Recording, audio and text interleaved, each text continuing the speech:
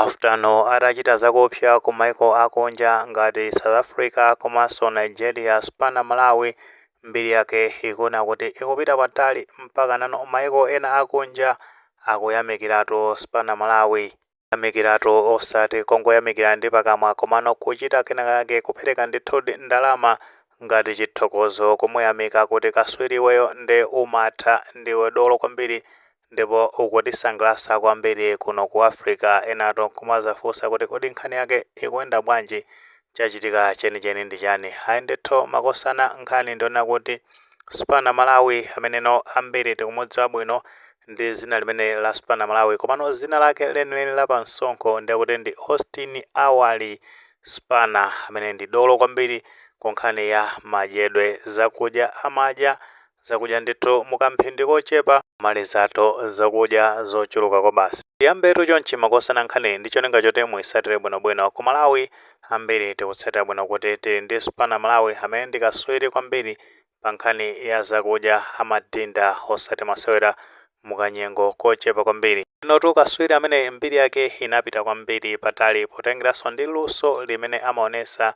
mumipikisano imene wakhala akutenga mkulu ameneyi. Apo osatira zimenezi mkulu wina wake wa ku Zimbabwe amene zina lake ndi Peter Cube waperekatu ndalama kumuyamikira Spana Malawi kuti amamusangalatsa kwambiri makamaka ndi imene amachitira pa mpikisano pa nkhani ya zakudya, ndi wamuthokoza ndithudi chifukwa cha luso limeneli ndi ndalama zokwana 5,000 rands imeneno ikasinthidwa ku Malawi ndi pafupifupi 1.2 miliyoni malawi kwacha. Loto ameneyi kwawo ndikuti ndi ku Zimbabwe, zimene zikutanthauza zonoti zina la Spana Malawi likupita patali kwambiri. Ndikuti ku Zimbabweko amatha kumaonera zimene Spana Malawi amachita pakhazi nati kuli mipikisano. Akuti popereka ndalama imeneyi inali njira imodzi yoonesa kuti Spana Malawi amasangalatsa komanso ngati chilimbikiso kumulimbikitsa Spana Malawi akuzindikira kuti luso limene ali nalo Spana Malawi ndilothandizira kuti Africa apite patali ku maiko ena aku Europe uku kapena ku Asia uku aziwe zonati ku Africa kuli akatakwe omwe mmodzi mwa iwo ndikuti ndi Spana Malawi. Spana Malawi wathokozatu mkulu ameneyi Peter Cube chifukwa cha mphaso imeneyi komanso akuti ndokondwa kwambiri chifukwa choti luso lake to amaiko ena akumatha kumaona. Anoto mene tafotokozera kale kunena kuti Spana Malawi ndoti mphaso imene sinangobwera pachabechabe, zatengeranso luso limene Spana Malawi wakhala akuonesa ku maiko akunja. Tikakutengani mbuyo pang'ono mu chaka cha 2025 paja Spana Malawi anazapita ku Nigeria, kumeneko anazakakumananso ndi akatakwe akumeneko kunalitu achina Bama Nigeria komanso wina kunali Kings God Nigeria. Kawotu amene anapikisana nawo kumeneko anakumananso ndi Spana Nigeria. Takwetu akumeneko Nigeria koma Spana Malawi zimene anachita kumeneko anachita zozizwitsa kwambiri. Mipikisano imene amakhala akusewera kumeneko anagonjetsa akaswiri onsewo aku Nigeria. Ja kumeneko Spana Malawi anazakumana ndi Kings God Nigeria, kenako anazakumananso ndi Bama Nigeria pa mpikisano imeneyo. Spana Malawi anapeza zoti wapambana. Kuchoka pamenepo ndoti anazakumananso ndi kaswirino wa kumeneko ku Nigeria ameneno ndi Spana Nigeria, ndipo mpikisano umenewo paja amene anapanga sponsor so kupanga promote ndikuti no ndi comedian wa kumeneko ku Nigeria, phatikizaponso ma Nigerians ena ndi ena anachita limodzi kuti no mpikisano umene utheke. Komano amene achitenga gawo lalikulu kwambiri ndikuti ndi comedian ameneyo komanso content creator amene zina lake amadziwika zonena kuti Odira Nuobu. Paja timadziwa zakudya za ku Nigeria kuli achina fufu komanso supu,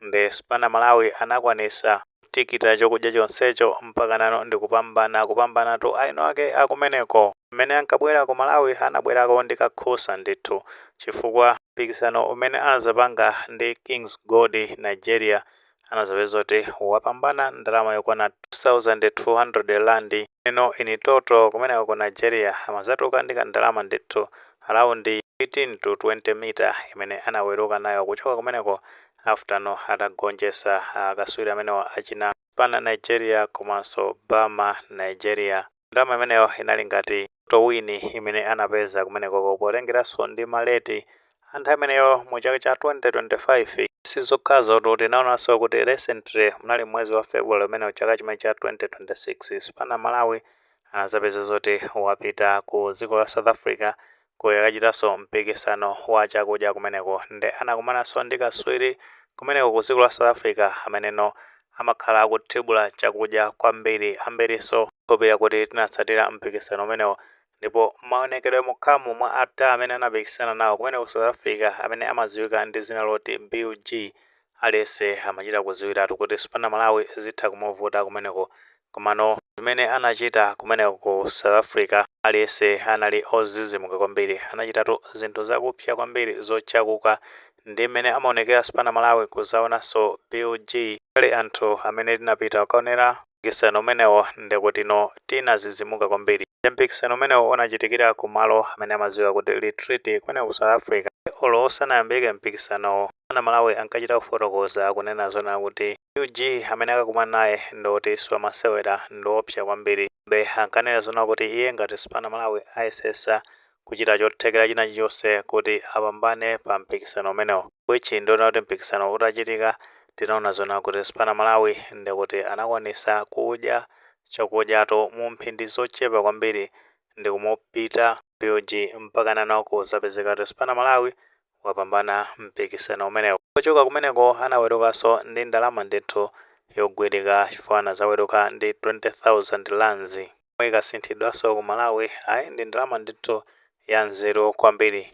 Spana Malawi kumalandira mphoto ngati imene sizachilendo kwenikweni potengeranso ndi ukadaulo umene amaonesa pa mpikisano umene iye Spana Malawi amakhala akutenga ogawo ndekutino Nigeriyako komanso ku South Africa kuphatikiza pamenepo kumalawi kunonso timazaona kuti amachita mwapo ndi apo. Spana Malawi ndi dolo tinene muona mtima. Spana Malawi ndi kaswiri kwambiri ndipo amakwana heavy khalatu akutenga flag ya Malawi kuyipitisa patali kwambiri ngati zimene zinachitika pamenepa kupita ku Nigeria ambiri timadziwa bwino kuti mipikisano ya chakudyachi ndi sinkhani kumaoneka kuti kuli madolo kwambiri komano Spana Malawi anakwanisa kupita kumeneko ndikukapanga defeat madolo amenewo so sizinthu zophweka pamenepo ndi kuti flag ya Malawi inapita patali kwambiri kuphatikiza pamenepo zimene zinachitikanso ku South Africa kunde kutino Malawi anapita patali ndi chifukwa chake mkulu ameneyi pereka ndalama imeneyi ngati njira imodzi yolimbikitsa ndi cholinga choti